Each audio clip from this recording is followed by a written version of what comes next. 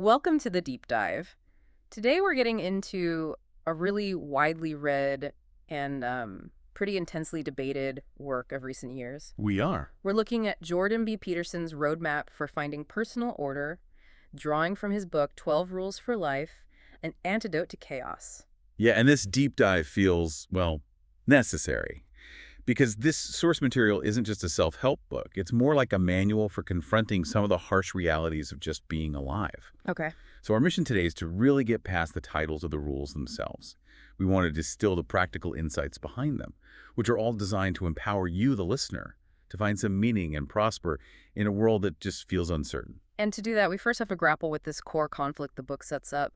When Peterson talks about finding order amidst chaos, how does he actually define those two things? Right. So order is essentially the known world. Think of it as familiar structures, social hierarchies, the things that give us security and predictability. And that's associated with the masculine principle in the book. It is. And chaos, on the other hand, is the unknown. It's nature, the future. It's the source of both fear and creation.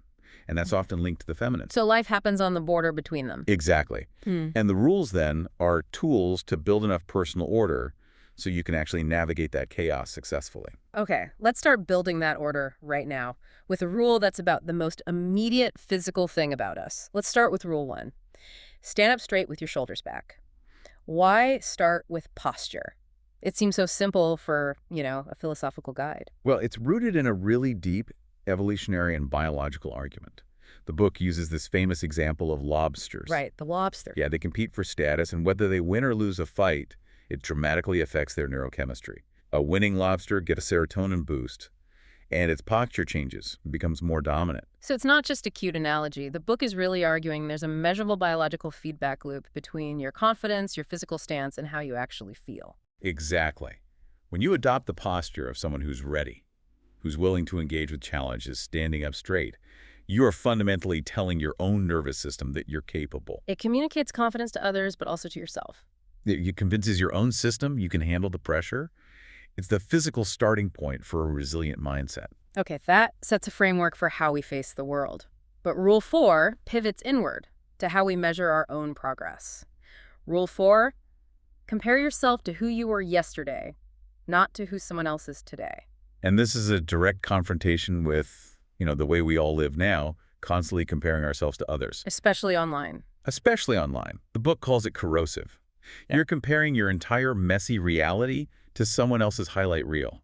It's just a guaranteed path to resentment. So what's the practical way to do this? How do you actually make that inward comparison work? It demands that you're, pretty meticulous with yourself.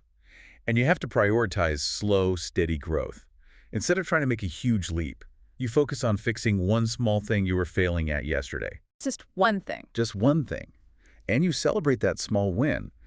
The focus is on your own journey, your own trajectory. That's how you avoid jealousy and actually find some real satisfaction. It's about fixing your own flaws, not being better than the next person. That's it. Okay, strong foundation.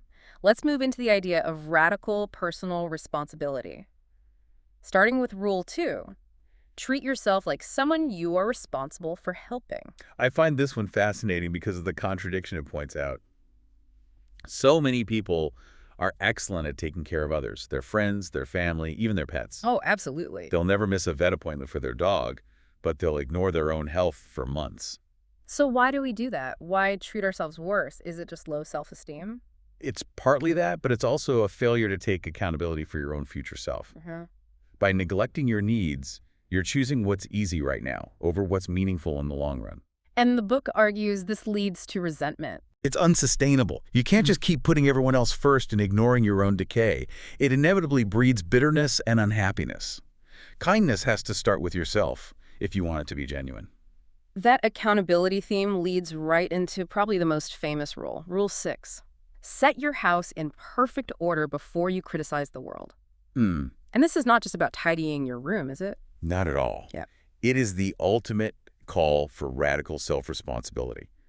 The philosophical argument here is just so powerful. If your own life is a mess, if you have unresolved trauma, financial chaos, how can you possibly have the clarity to diagnose and fix society's problems?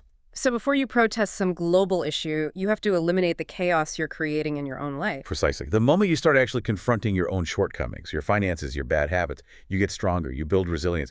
Then you gain the psychological stability to actually contribute something positive. You have to clean your own room first. Once that internal house is stable, then it's a question of direction. Which brings us to Rule 7. Pursue what is meaningful, not what is expedient. Right. Let's define expedient here. What does that mean in this context? Expedient is what's convenient. It's easy. It's what feels good right now. It's the path of least resistance.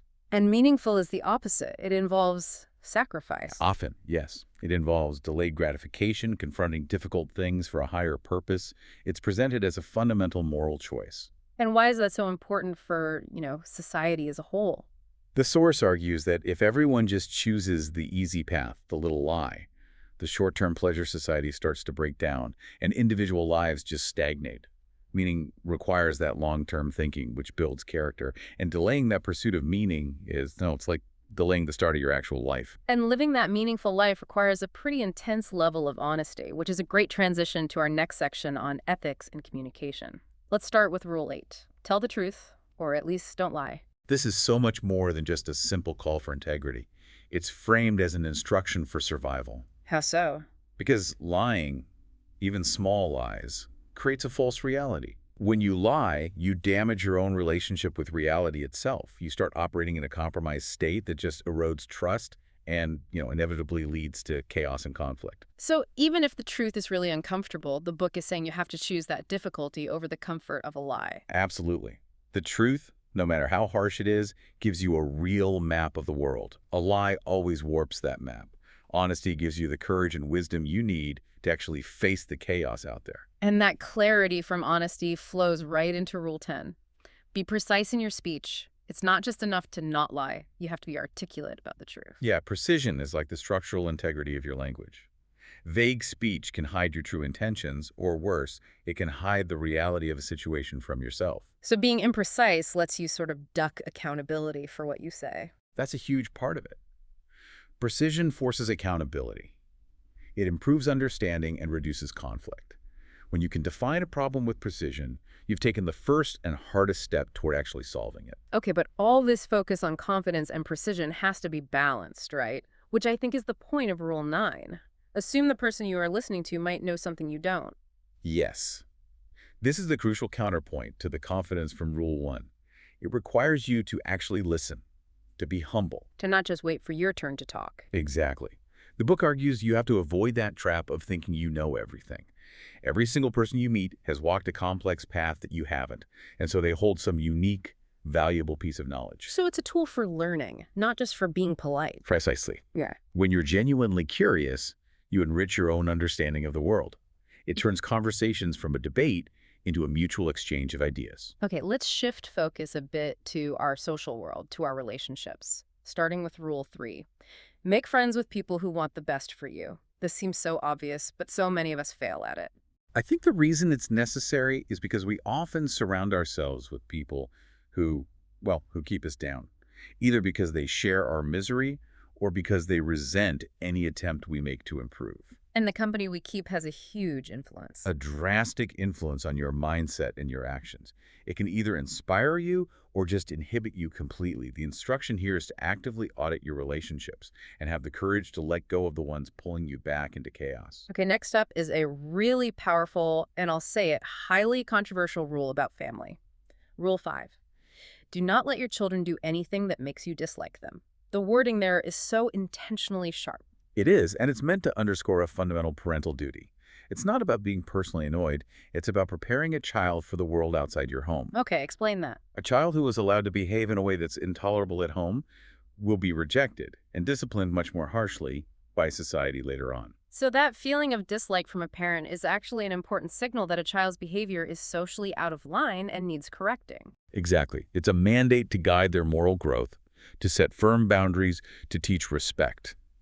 The ultimate kindness, the book argues, is preparing them to be successful, well-liked social beings. Okay, so we've got this need for firm discipline, but then, almost as a direct counterpoint, we get Rule 11. Do not bother children when they are skateboarding. How do these two ideas, strictness and freedom, work together? This is such an essential rule because order without a little bit of chaos leads to fragility. Skateboarding, or any activity like it, is a metaphor for voluntarily engaging with productive disorder.